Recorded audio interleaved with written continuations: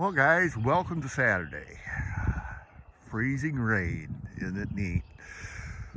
The sun's not out yet this morning, but I thought I'd just take a quick walk around here and show you some of the neat things that God does this time of the year. You can see the frost on the icicles and everything on that. Let me get a little bit closer. You don't usually get this kind of weather in April this way. You usually get it more nearly. There we go. This will show it a little bit better. If the sun was there, making some easy angles. You can see this would just pop if the sun was out. This is the first tree was a little purple plum tree, flowering plum. This is a golden delicious apple tree, which last year was just covered with apples. This down here is another little golden delicious tree.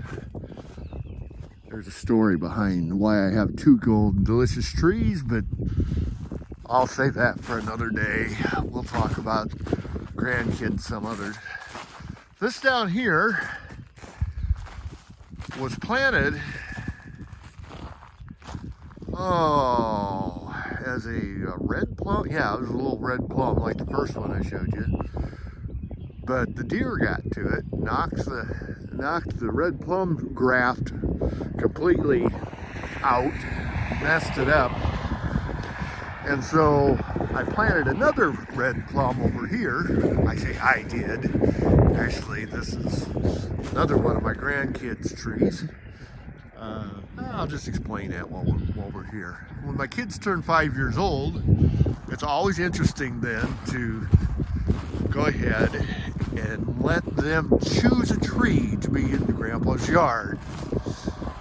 And this is a little corkscrew willow, and you can tell this had already started leafing out, and it's just covered with frost.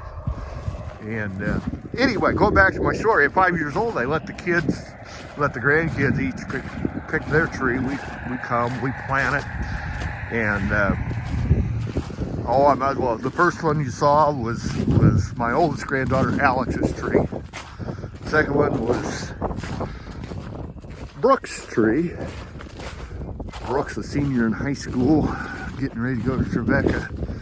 Alex, the oldest one, is finishing up her junior year at Hannibal LaGrange College. Little stinker's always on the dean's list. Oh, now that tree there is a little crabapple tree. I should have explained that. Get my stories all intertwined here, and you'll get confused. But that's my little tree. If the sun comes out here before this all melts off, I may come back out and redo this. That crabapple tree I just showed you is actually the oldest tree that we planted on the place. That's older even than what that willow tree is. This is gotta make sure I get this right. Yeah, this is Bennett's pear tree. At one point, this was the big one, but you see, I got the fencing around it. The reason I put that fencing up around it was because the deer were coming in and just killing these little saplings. Unfortunately, I got a couple trees. There's a tree that's dead. There's a tree that's dead. Connor and Michaela are going to have to come replace their trees. We're going to get that done this year, I hope. This is a peach tree here. And yeah, got that. That's one that's just mine. And this over here is a magnolia tree. We're coming up on it here. Oh yeah, it's cold out here, guys. I didn't put on a real heavy jacket. I should have. But that's a magnolia tree that I'm not sure is going to work, because you can see the blossoms were beginning to open on that already before all this happened. And yeah, see, that's what the deer do. They come in and they knock stuff over. I'll show you here. Again, this is a little blaze red, fall blaze red tree bush. This one I actually mowed off one time. And this is, at one point, those two were put in at the same time, were pretty much matching. I don't think I'm going to cut that back to make them match again. I think I'm just going to let that one go. However, later this year, this is going to need to start being trimmed up, shaped a little bit.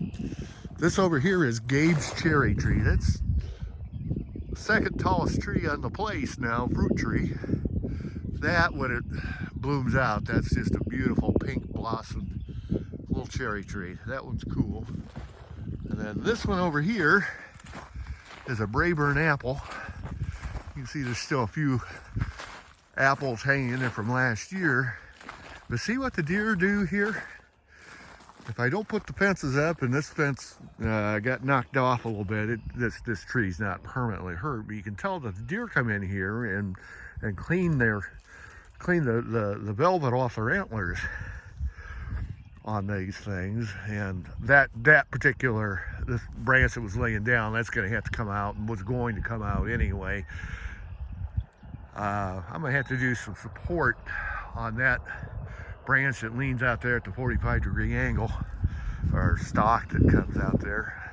And then those two little suckers at the bottom, I'm just going to get rid of them completely here. Probably wait until this fall, dude. I'll probably let it root one more year. And hey, Ezzy, can you talk to me? Talk to me, Ez. Okay. Well, anyway, to finish my story, that's the reason why I wasn't going to tell it to begin with, because I knew I'd get confused and lost and everything like that. That's Alex's tree. That's Brooke's original tree, and the deer, I think, had rubbed that one off, and so we got a replacement tree for her. And then the original tree brought a shoot out the side of it, and it is struck. And then the deer got the replacement tree. So it's been, yeah, even Gabe's tree there got knocked down pretty substantially. And that's Gracie's tree back behind there, back between the willow and the burn pile back there. That's Gracie's tree. Yep. But anyway, I got 7 of the 8 grandkids. The youngest grandkid child just turned 2, so she's got a couple years yet, and she'll showed this at little Alice G the other day. Got the icicles hanging off of it. But anyway, I love my grandkids. This helps me remember my grandkids.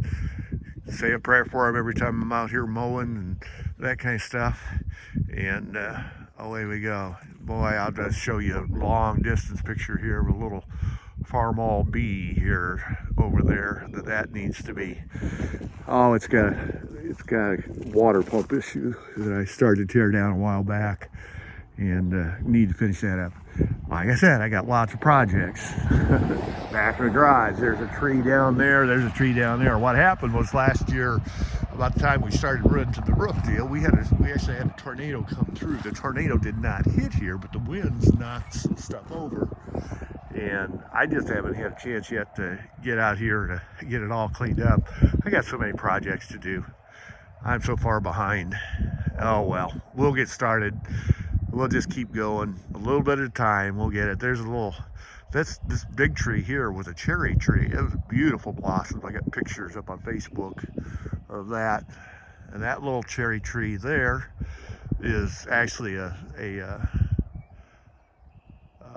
cherry pit from the big tree that's come down, and that's actually going to grow. I got to get that entire thing out. The big cherry tree is dead.